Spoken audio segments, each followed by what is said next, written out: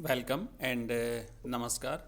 देखिए, आप half yearly exam के लिए अगर हिंदी साहित्य के मोस्ट इम्पोर्टेंट क्वेश्चंस देखना चाहते हैं टॉपिक वाइज, तो बिल्कुल ये क्लास आपके लिए बहुत ही काम की होने वाली है, क्योंकि इस क्लास में हम आपकी जो कविता, नाटक और कहानी से रिलेटेड जो टॉपिक है, उस टॉपिक के 5 बहुविकल्पीय और 5 अति लघुतरात्मक प्रश्न मैं आपके लिए लेकर के आया हूँ। और ये प्रश्न बहुत इंपॉर्टेंट हैं, बिल्कुल आपको आपकी परीक्षा में मिलने वाले हैं, क्योंकि इस टॉपिक से ऐसे ही प्रश्न आएंगे। 2 आपके ऑब्जेक्टिव प्रश्न परीक्षा में पूछे जाएंगे और 2 अति लघुतरात्मक प्रश्न पूछे जाएंगे। तो इसलिए जैसा कि बोर्ड का निर्देश है, उसी के अनुरूप हमने ये शानदार क्वेश्चंस तैयार किए हैं। तो आइए एक एक करके देखते हैं।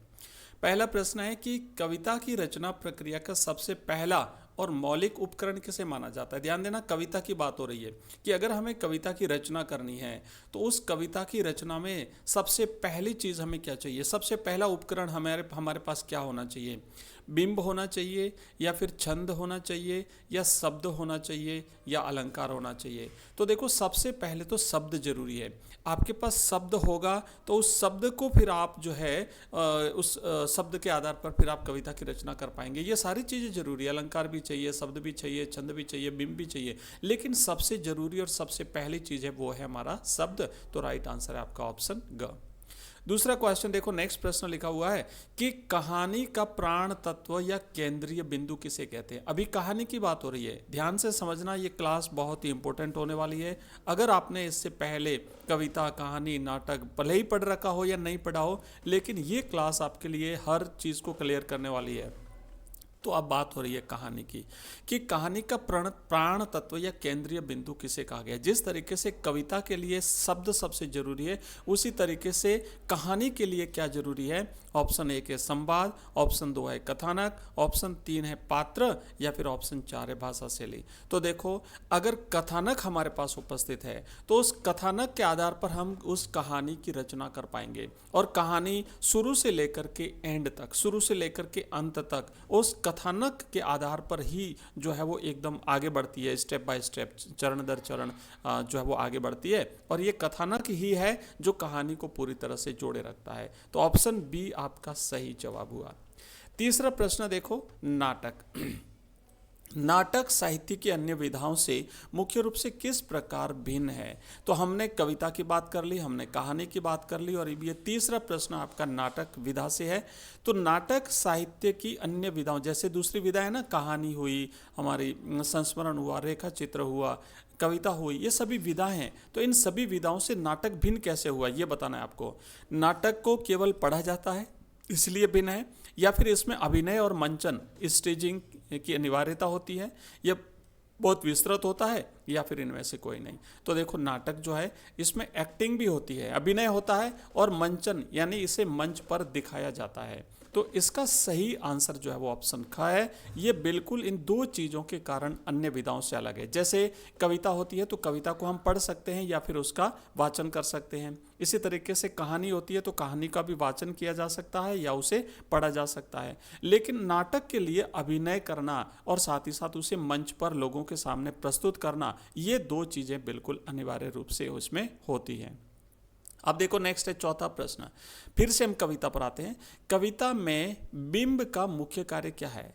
जैसे हमने आप याद करिए, आपकी पतंग कविता याद करिए, आलोक धनवा साहब की आप कविता याद करिए, या फिर आप जो है वो कवि केदारनाथ की, या बहुत सारे कवियों की जो रचना है वो कविता याद करिए। जब कवि कविता को आगे बढ़ाता है ना, तो एक कल्पना करता है, उस कल्पना के माध्यम से वो हमारे सामने एक चित्र प्रस्तुत करता है, और वही चित्र बिंब कहलाता है। मतलब जब हम कविता पढ़ते हैं तो हमारे सामने एक दृश्य घूमने लगता है, तो ये बिंब कहलाता है। तो आप बताइए कि कविता में बिंब का मुख्य कार्य क्या है। कविता को कठिन बनाना, या फिर इंद्रियों के माध्यम से मन में चित्र निर्मित करना, या केवल तुकांत मिलाना, या फिर व्याकरण सुधारना। तो देखो, कवि इंद्रियों के माध्यम से मन में चित्र निर्मित करना। अब जब हम कविता पढ़ते हैं तो कविता पढ़ते पढ़ते जब हम लाइन पंक्ति पढ़ते हैं तो हमारे मन में ऐसा होता है ना कि जैसे दृश्य घूम रहा हो। तो ऐसा दृश्य जैसे पतंग उड़ाते हुए बच्चे, है ना, उनके पाँवों से चारों दिशाओं से धम धम की आवाज़, और ये जब हम देखते हैं तो वो हमारे सामने एक दृश्य उपस्थित हो जाता है पतंग उड़ाते हुए बच्चों का। तो इससे हम क्या करते हैं, इंद्रियों के माध्यम से हमारे मन में जो चित्र निर्मित होता है वो बिंब कहलाता है। अगला क्वेश्चन देखो, नाटक के विकास में प्रतिरोध कॉन्फ्लिक्ट का क्या महत्व होता है? यह नाटक को धीमा करता है, यह दर्शकों को भ्रमित करता है, यह नाटक को गति देता है और दर्शकों को बांधे रखता है, या फिर इसका कोई महत्व नहीं है? भाई देखो, जब तक कॉन्फ्लिक्ट नहीं होगा, जब तक प्रतिरोध नहीं होगा, नाटक का आनंद नहीं आएगा। तो जैसे ही नाटक में कॉन्फ्लिक्ट लाया जाता है तो नाटक को गति मिलती है और दर्शक बांधे रहते हैं, दर्शक देखने पर लालायित रहते हैं कि अब आगे क्या होगा, अब आगे क्या होगा। तो राइट आंसर यह है, नाटक को गति देता है और दर्शकों को बांधे रखता है। बहुत ही इंपॉर्टेंट प्रश्न मैं दे रहा हूं, आपका शानदार प्रश्न है। इसकी पीडीएफ आपको हमारे टेलीग्राम चैनल में मिलेगी और आप मुझे कमेंट बॉक्स में कमेंट करके बताइए ये क्लास आपको कैसी लगी है। अभी तो हम कंटिन्यू करेंगे, बहुत सारे प्रश्न हमारे पास हैं। साथ ही साथ नेक्स्ट टॉपिक या नेक्स्ट इसका पार्ट अगर आप चाहते हैं तो मुझे नेक्स्ट क्लास या नेक्स्ट वीडियो लिख करके कमेंट बॉक्स में कमेंट डाल देना। और इसके अलावा अगर कोई टॉपिक आप चाहते हैं तो भी कमेंट बॉक्स में कमेंट डाल देना। मैं लगातार बोर्ड एग्जाम्स और साथ ही साथ आपके हाफ ईयरली एग्जाम्स की कंप्लीट प्रिपरेशन करा रहा हूँ।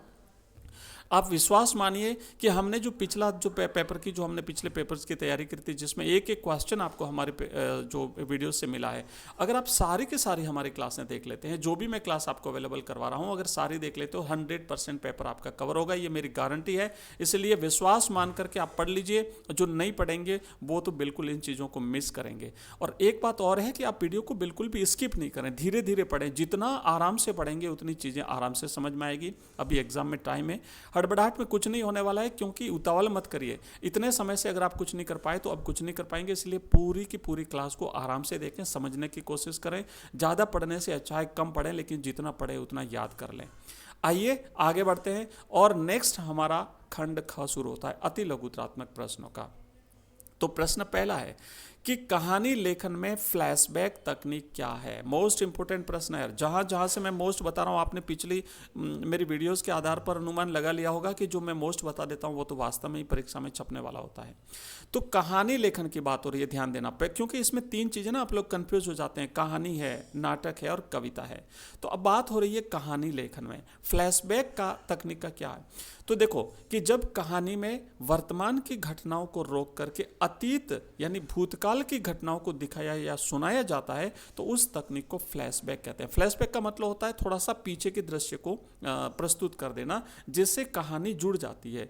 पिछले घटनाक्रम को वर्तमान घटनाक्रम से जोड़ने के लिए कुछ फ्लैशबैक यानी जो बैक वाला जो घटनाक्रम हुआ था उसको अतीत वाले घटनाक्रम को फिर से दिखा करके और कहानी को जोड़ा जाता है।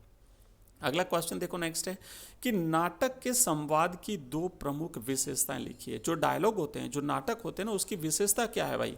मतलब नाटक में संवाद जो एक डायलॉग जो एक दूसरे कलाकार के द्वारा जो बोले जाते हैं उसकी बात हो रही है।